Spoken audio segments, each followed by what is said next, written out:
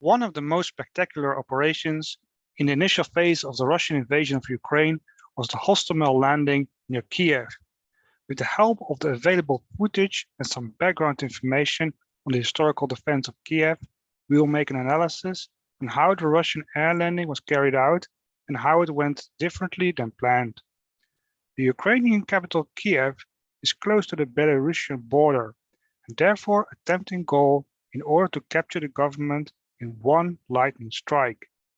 For this purpose, three Russian axes of attack converged on the Ukrainian capital. But if we look closer to the map of the Kiev region, there were actually four axes of attack, one from the east, two from the north, and from the Hostomel airport, named after the neighboring village, a fourth axis. The plan was to capture this airport and airlift reinforcements to push into the city. Hostomel is one out of four airports in the greater Kiev region. It's also known as the Antonov airfield because it is linked to the Antonov Airplane Design and Research Company. It was originally a secret military testing airfield, which explains its remoteness from the city, but it has been converted to a cargo airfield. It is located beyond the Irpin River, which forms the natural defense barrier west of Kiev. In the 1930s, a belt of bunkers was constructed parallel to the river to defend the city. Back then, Kiev was a bulwark in the so-called Stalin Line defensive belt on the western frontier of the Soviet Union. Besides these obstacles, there are the extensive forests surrounding the city, which add an extra form of defense against an attack over land. In this perspective, the Hostomel airborne operation was perhaps intended to overcome the difficulties of a land-based attack. If the attacks over land would falter in the forests surrounding the Ukrainian capital, at least the airborne attack and subsequent airlift could overcome these obstacles with the element of surprise. Once the airport was secured, the Russians would use it to airlift the bulk of their forces on the doorstep of Kiev. In order to maximize the surprise element of the airborne landing, it would depart from the shortest route to Kiev, from the territory of Belarus, a flight of at least 250 kilometers. The first sighting of the imposing fleet of helicopters was over the forested border region in Belarus itself. As you can see, there are two helicopter flying formations which are not flying synchronized but in alternate order. The helicopters are about 20 machines of the Russian Mi-8, NATO call name HIP, which can carry 24 men, so altogether close to 500 men. These were men from the 31st Guard Air Landing Brigade of the Russian Federation. As you can see, the skies were clear and the fields are white and frozen from the winter cold. The helicopters are flying relatively low to literally stay under the Ukrainian radar at the border with Belarus. 2 months after the event, it's not known whether the Ukrainian radar or their intelligence picked up on the approaching helicopters. The Russians did everything to maintain secrecy and to mask their approach towards Hostomel. Crossing the Belarusian border, they would follow the Dnieper River, which acted as both a reference point for the helicopter pilots and a cloak against initial visual observation. The river has become the Kiev Reservoir between the Belarusian border and the city limits of Kiev, with a width of no less than 5 kilometers. The helicopter seems to fly in one straight line to Kiev, but at a little town of Vyshhorod, at the base of the Kiev Reservoir, the helicopters made a landfall. I've managed to locate this point due to the pier which you can see in the footage. The helicopters are flying low over the water to avoid anti-aircraft fire. Another means to deflect the anti-aircraft missiles is the shooting of flares. It's clear from the footage that they are being targeted by man-portable anti-aircraft missiles, better known as man-pads. These man-pads were fired from the riverbank And it must have been clear for the Russian helicopter pilots that from now on they are definitely spotted by both radar and visual confirmation. The game is on and there's no turning back now. From the following footage, it becomes clear how low the helicopters were flying over the lake and that there were hits scored by the Ukrainian man-pads. And some of the helicopters descend onto the water and probably drown with all hands. There's no indication of an escape by the Russian pilots or crew on board. In any case, the escaping crew would have been exposed to withering fire from rockets and machine guns coming in from the river embankment. This footage shows the perspective from the embankment, which is quite high and steep. The helicopters would have to make a sudden climb to make the landfall, but evade fire from rockets and machine guns at the same time. Ukrainians must have known that any water or airborne attack would attempt to pass this point, which led to the city center of the capital of Ukraine. It's a perfect defensive position with a lot of bushes and a good overview of the surrounding countryside. Another remarkable aspect of the landfall are the subsequent waves of helicopters. There's no cluster of helicopters, but they are spread out and come in waves. It must have been quite a spectacle for the defenders, who apparently took the effort to record it, despite their military duties to engage the enemy airborne attack. In the end, we have managed to see the difficult landfall from 3 angles, due to the fact that many people managed to film it. What is striking is first of all the active and fiery Ukrainian resistance. Secondly, the steep and high embankment. And last but not least, the first Russian losses among their airborne troops in this operation. After the landfall, it's difficult to track the route of the Russian helicopters. We should take into account that most of the land routes go north-south, and only a crossing of a major road or urban area could yield new footage to locate the whereabouts of the Russian airborne attack. This footage shows up when the Russian helicopters cross the road at Rakivka. Alert car drivers have probably heard the heavy sound of massed helicopters which still fly very low to avoid anti-aircraft fire. Rakivka indicates that the Russians didn't fly into a straight line to Hostomel, but rather in an arc, probably to approach the runway from the north. It's not known why they took this approach, but probably they want to clear the runway from top to bottom. In the next footage, it's hard to find back the location of this railway line. Perhaps this footage is attributed to the Hostomel operation, but is actually footage from another Russian airborne operation elsewhere in Ukraine. It is, however, a fact that there is a railway line towards Hostomel Airport, which runs parallel to the road to Hostomel. But it has not been possible for me to retrace the locations of this particular recording. It seems, by the way, that the people filming at the railway embankment are members of the Ukrainian armed forces, because they are looking to be seeking for cover or at least observing the Russian helicopters from a cover position rather than a more obvious location for a civilian like the road or from a house.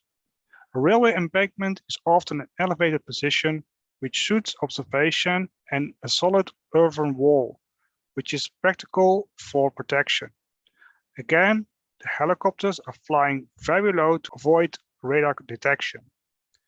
The railway embankment hints to a probable second attack on the airport from the south. Apparently, there was a second attack direction of the helicopters coming in from the south of the airport, flying over the village of Hostomel itself. There is some spectacular footage of helicopters flying over the village in their approach of the airport itself. They seem to be flying over the rooftops. It's not known whether Hostomel Airport was defended by anti-aircraft batteries, but the Russian helicopters clearly anticipated it. In the background you can see the black smoke coming from the Hostomel Airport, which you also can see here in this footage, which is south of Hostomel, with the dramatic view of helicopters flying towards the airport. This is taken by a civilian, as you can see, because this person takes it from his house, just like this footage, which you can see the helicopters flying very low over the apartment buildings in Hostomel. And you can see all those flocks of helicopters going through the black smoke column, which you could also see in the previous footage. And it looks all very dramatic, although you also can see cars driving and people walking, going about their normal lives. So it must have been quite unreal for the citizens to see all those helicopters flying over en masse, while at the same time the people go about their daily lives. You can see the woman is pointing at the helicopters flying over. In the next footage you can see the parachutists sitting in the helicopter which is landing at the airport. Below you can see that there are already some men which have landed. You can see some troops here spreading out. So these troops are landing right now. They are fully packed with weapons and they are deploying in the shrubbery to create a perimeter to secure the airport. Apparently there's not much immediate resistance. You can see that they are very cautious, working out a perimeter, but there is apparently no counterfire, and that's also obvious from the cameraman's position because he is walking around without any problem. He's not seeking for cover. He's filming his comrades while they are looking out for any hostile forces. You can see they're securing the buildings one by one in the airport. They are running around. This here below must be some kind of dugout of the Ukrainian forces. Again, there are no hostile forces in sight, and the paratroopers over there, they're apparently not taking cover. And the airport must have been secured rather quickly. In the background you can see the black column again. Here you can see paratroopers walking around calmly. So apparently the airport must have been secured by now, although they have to secure the buildings, and these buildings must be combed out one by one. These are the main buildings on the southern part of the airport. You can see the aircraft, the cargo aircraft in the background. This is the outer perimeter fence which they are securing to make sure that there are no troops, Ukrainian troops, hiding. So these are the buildings, the administrative buildings of the airport. Again, this is not a civilian airport but a cargo airport, so this must have been buildings of the enterprises which have been located along the airport and where the management of the airport is located. So again, you can see here a dramatic helicopter view of the airplanes on the airport with the black column, which can be seen in many footages taken from the landing. The Russian paratroopers, they are clearly marked with the ribbon of the guards to distinguish them from the Ukrainian forces. Here they seem to have been in control of the airport. And you can see the armored cars. And again, this is more into the residential area of Hostomel with an anti-tank weapon. This is again dramatic footage from the landing on the tarmac itself, with again the black column of smoke on the right side.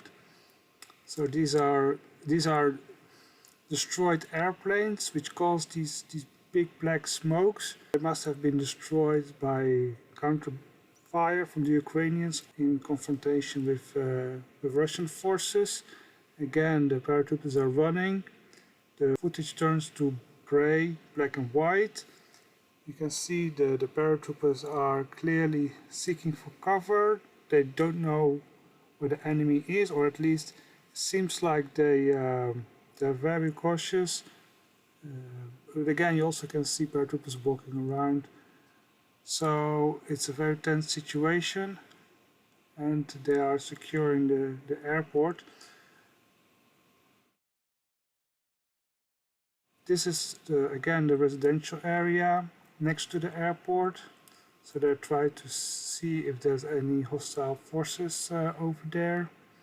And of course footage from securing the buildings, so they went inside the buildings. Here is footage from the Ukrainian counter-offensive, vehicles moving in very quickly. This must have been near the wooded area, near Bucha. The Ukrainians were very quick to react and bring in forces. So if there's an airborne landing, it's really essential to cordon off this landing as soon as possible with forces to prevent them from breaking out and to hem them in, just like the Germans did at Arnhem. So the Ukrainians, they deployed forces very quickly. This is footage from the aftermath of the Battle of Hostomel, when the Ukrainian forces have been bombarding the Russian forces. You can see here trucks from the Russian forces. The paratroopers had been relieved by a column coming from the north, so they had to be relieved by their own forces. They could not bring in their own forces by airplane. The airplanes had to return because the Ukrainians had the airfield under fire by artillery. That's why the airplanes could not land. But as a result, there was also a huge damage on the airport. You can see the big damage done and the wreckage of the Russian vehicles and several dead Russians on the street, which have been blurred for obvious reasons. So you can see that must have been quite a battle. There are weapons lying around, wreckage of vehicles, and in the end the Ukrainians managed to hem in the airborne forces to bombard them with artillery and with armored vehicles, with tanks, and eventually the Russians were expelled from the airport. They had to evacuate the airport after several days of fighting, and their objective to secure the airport, to create an air bridge, failed. So here you can see the last Russian vehicles leaving the damaged airport. It has been totally destroyed. The big hangar with the Antonov airplane, the biggest airplane in the world, has been destroyed, including the airplane, and the Russians, they are taking off. They are leaving with their vehicle over the tarmac. You can see there are still undamaged planes, but nevertheless, these soldiers are evacuating. There are no more other troops or Russian troops around, and this is the end of my description of the Hostomel airborne landings, which have been very spectacular from day one, but in the end they didn't manage to achieve their goal to create an airlift from Belarus to Hostomel airport to break into the Kiev city center. The battle for Hostomel airport raged on until the 1st of April, when the Russians finally evacuated the airport, and this concluded the battle for the Hostomel airport in the current war in Ukraine. Please, if you like my work, don't forget to subscribe and like and share this video.